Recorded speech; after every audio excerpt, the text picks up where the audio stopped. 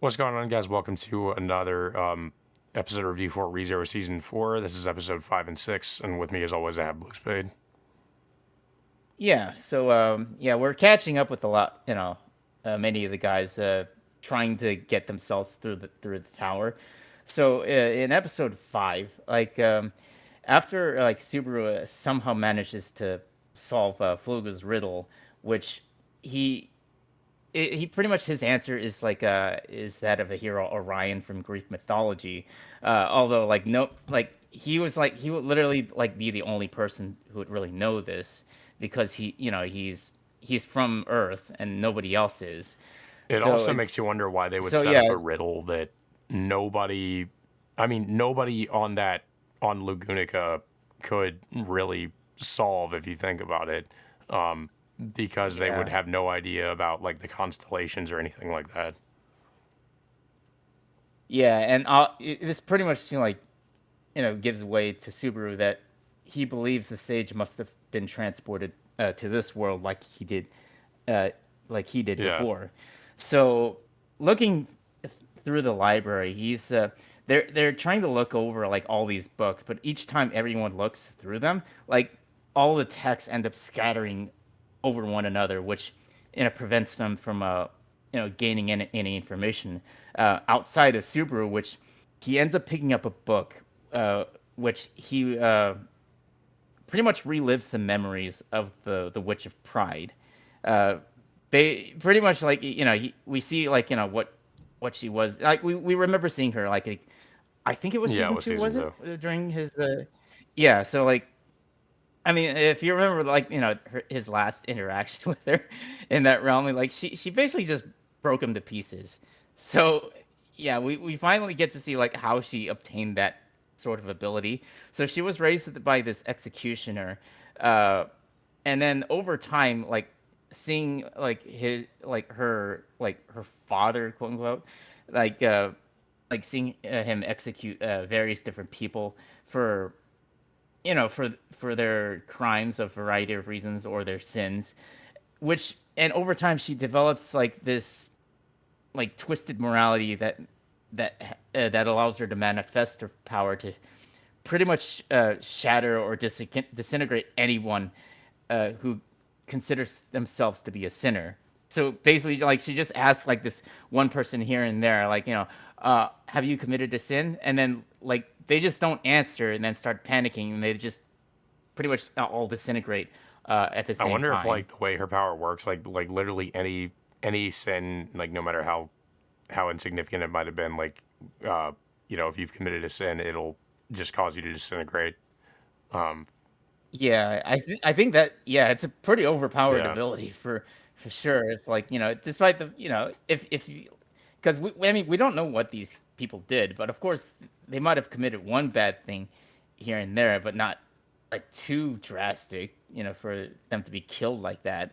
Um, but yeah, so after that, Super uh, it gets brought back to reality, and he tells everybody else what these books contain. Pretty much, he deduces that these books contain the memories of deceased individuals, and um, and of course the group keeps searching for answers, but they still run into the same problem because they still can't read the text of every book that they keep picking up. yeah. I mean, if every book Um, has the memories of everybody that's died, then I mean, who knows how long that or how many books are in that are in that library? Yeah, and then Subaru also has this interaction with Meili, which I think during the conversation she reveals she was abandoned by her parents and then raised by mob Yeah, beasts. But we don't. I don't think we get anything else after that. Um, but I think the next scene after this, I think Anastasia uh, deduces that the tower they're in has specific rules that they have to abide by. Otherwise, it's also revealed that Shala is contracted to kill anyone who's who violates these towers' rules. So Subaru presses her what these rules are. So I think there's four. rules, I or think so. I Oh can't remember yeah. how many rules. I think I think she says one of them they can't leave the tower before completing all the exams. I think the other one is they can't violate the rules. I mean, duh. Uh, Number three, they can't vandalize the library, and four, they can't damage the tower. And I think she said there was something else, but I can't remember what it was. But basically, just they have to complete like all these different rules and exams in order to move up to the next floor of the tower. So yeah, so they I think Subaru like gets into this next room and he finds like what is it? Was it a sword that he Well, picked they up? first find Well, like a almost like a hidden staircase like in the library. yeah. And then Hmm. yeah, and then Yeah. they eventually come across and they come into like a field where there's a sword, like literally like sword in the stone type of thing. And yeah, Subaru tries to remove it, and that's when we see this man show up, who is well, at first he calls himself like he's like a stick Stick swinger. swinger. Yeah, Yeah. Um, and of course this transitions us into the next episode in which in order for them to move up to the next floor, I think each of them needs to accept the stick swingers challenge and defeat him. So Julius is the first one to accept his challenge, but he gets easily outmatched by this guy by just him just simply just using chopsticks. Like this, so Julius, despite the fact that despite all of yeah. We his should also point training, out too that this episode is like kind of like more focused on Julius, because the episode is called like Julius Jukulius. And we also get that flashback from season one where Subaru was proclaiming himself to be Amelia's knight from Julius's point of view, and basically like Julius saying he, I guess like that was the moment like he really like kind of in a way like respected Subaru for what he did, or like how he basically just like from Julius's words like made enemies of everybody in the room. yeah, but he didn't really like. I mean, well, once he confronted Subaru, he didn't really specifically say that to him. I guess it's in a way for him to test him during that moment. Yeah, well, and also Um, by the end of the episode, I feel like it's kind of trying to basically like parallel Julius's situation with Subaru's in season one, where Subaru was like physically and mentally beaten down, and he rejected everybody and didn't want help from anybody, and that was kind of like where mhm. Julius was at. Yeah, because let's remember what this guy is going through right now. Like he's lost his identity, thanks to gluttony. He lost his memories of his brother Yeah. too. So now, like he's going through this like And I feel journey like with Subaru. we also get some Just other like yeah, flashbacks too with his like, I guess like one of his like one of the guy that trained him in swordsmanship, and also like yeah, a young Reinhard, and it feels like I get the impression he's always like maybe like resented Reinhard or something, like he felt like maybe inferior to him, and yeah. he has maybe some kind of an And I think inferiority complex in a way. yeah, I think and him dueling the stick swinger uh, definitely plays a big factor Yeah, into it because as we too. find out later, Uh, Julius eventually like suspect. Well, he comes to the conclusion like he knows who he is, like who the stick swinger is. He had his suspicions of who he yeah, was, but he pretty much eventually confirms, he is who he thought he was. yeah. So yeah, but during the duel, like Julius, unfortunately, he gets easily outmatched by this guy. Yeah, he's only Even using though like chopsticks. dueling with, he's only using chopsticks, but he manages to snap just the tip of Julius's sword, just by using chopsticks, and takes him down easily. And so the next person who ends up dueling him is Amelia. So She, like she she uses puts up a good unlimited fight blade works to fight too. him. Yeah, and like like, but of course, like the guy easily swats out every other weapon uh, that comes his way. But of course, the most interesting thing that happens by the end of this fight is just he loses his guard down by just yeah, Well, there's a yeah, funny yeah, moment. The okay. way that Emilio was even able to like, uh, get the better of him in a way is because he tries to like kind of catch her off guard by like poking at her chest, and like Emilia just like is Oh, unfazed, completely yeah. unfazed by it, um, and and just brings up like a huge sword to bonk him over the head with, which or I think I think it was a an giant ice ice hammer, yeah, hammer or and then something he like like that. moves a little bit Y- because the conditions was Yeah. he can't move from where his current position, Yeah.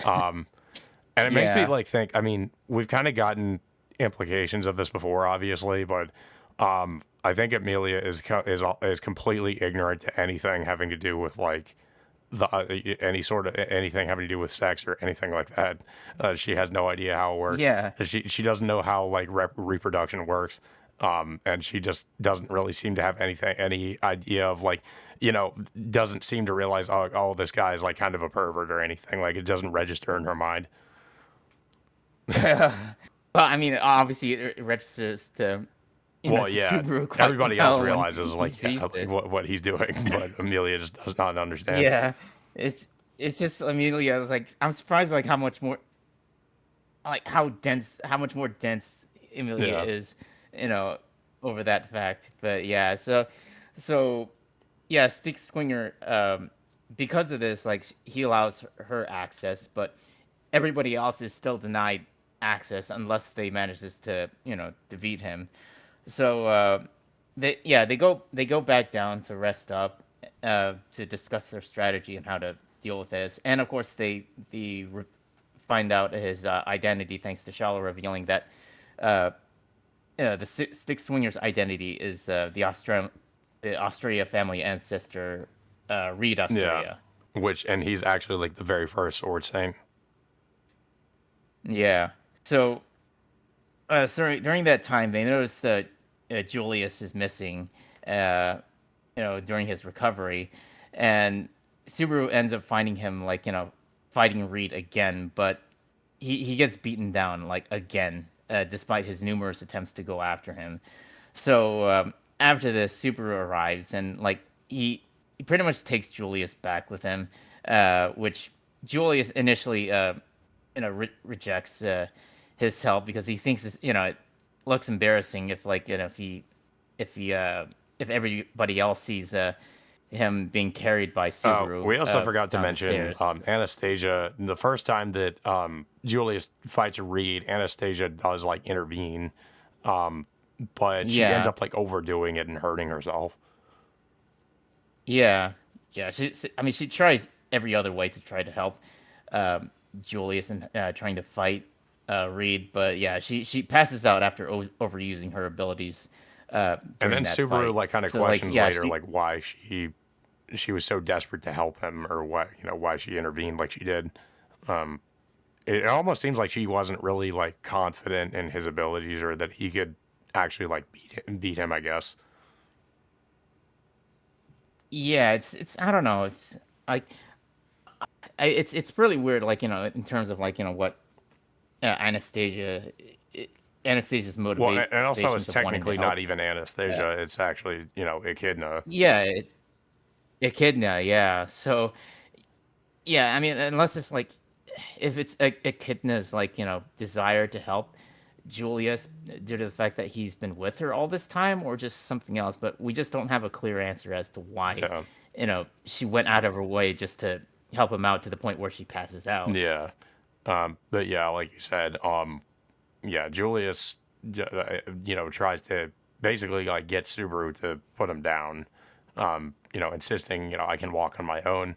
And this causes Subaru to like kind of like sort of like stagger backwards and drop him down the stairs.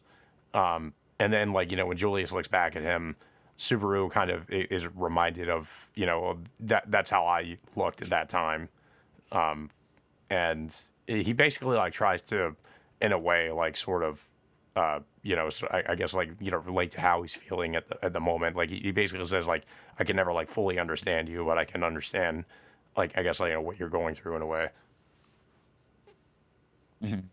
Yeah. So yeah. So I think yeah, I think that's the end of the Yeah. episode right there. But yeah, it was yeah, it was a decent 2 episodes, and learning about like how the tower's rules work, and of course about like Reed Astria being I guess in a way a floor guardian for the Well, tower, there and is of also course some Julius. bit of lore that we learn about from I think it was from Ram about like the I think it was a different like different champions of these different regions or the different regions of the world. Oh yeah, And yeah.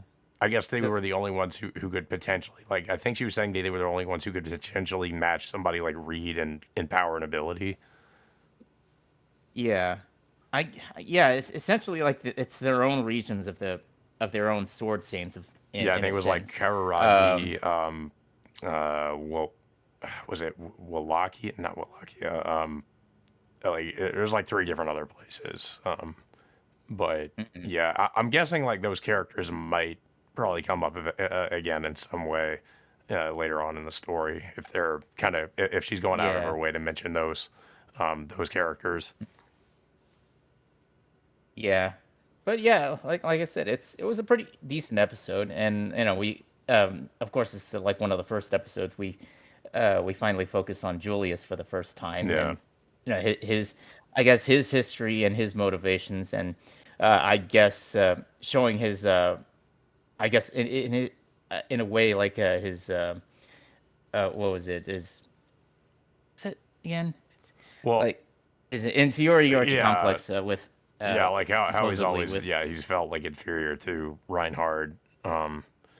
And yeah, I mean it's like a different side of him. I mean, obviously we don't really, we kind of like in season one, we kind of just judge him based off of what we see on the surface and how he kind of comes off initially.